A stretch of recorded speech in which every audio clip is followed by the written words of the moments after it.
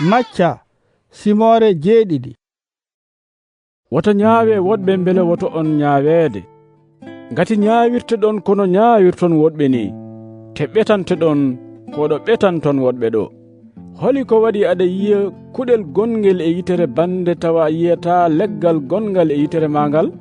Holi no mbawirta wiide bande yo accu gittana ɗum kuɗel gongel e yitere mum tawa leggal ina ende mande?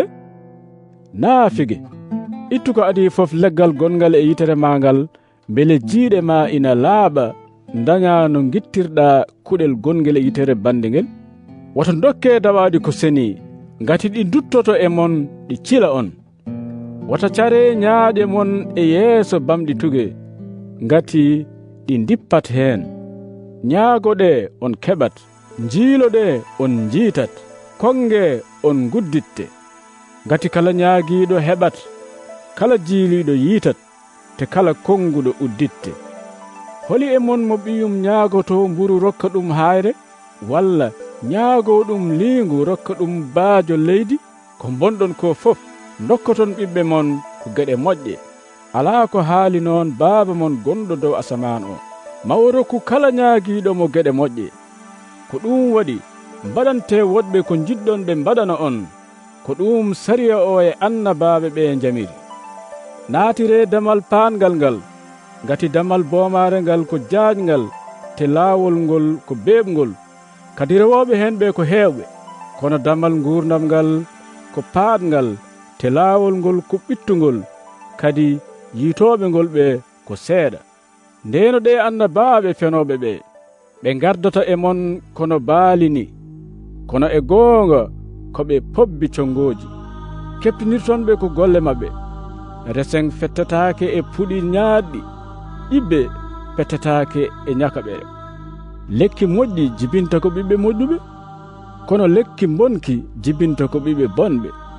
Lekki moƴƴi wawata jibinde ɓiɓɓe bonɓe, te lekki bonki wawata jibinde ɓiɓɓe moƴƴuɓe. Lekki fof ki jibinta ɓiɓɓe moƴƴuɓe soppete wedde e jeygol. Nden noon keptinirton ɓe ko golle maɓɓe. Wona wiyoɓe mi joomiraɗo ɓe fof jogori naatde e laamu asaman hen. Jogori naatde e maggu tan ko waɗoɓe sago babam gonɗo dow asaman ɓe. So tawi ñalngu ñawoore ngu ari, heewɓe ma mbiyam, joomiraɗo, min jettini e inde ma longinoje, min diddi seyɗaneji e inde ma, min mbaɗi baawɗe kewɗe e inde ma. E on saha mami jaaboɓe ɗum ɗo, mi meeɗa andude on. Goɗɗoɗe kam onon waɗoɓe ko boni ɓe. Nden noon kala keɗiɗo ɗin konnguli ɗi kalmi reeni ɗumen ma nandu e joom hakkille maɗo huɓere mum e dow hayre. Toɓo toɓi waame ari, keneeli cembolin ɗi gutti e mayre, kono nde yanani ngati ngorondi mayre fawi ko e dow hayre. Kono kala keɗiɗo ɗin konnguli ɗi kalmi rewani ɗumen ma nandu emo ala hakkille maɗo huɓere mum e dow ceenal.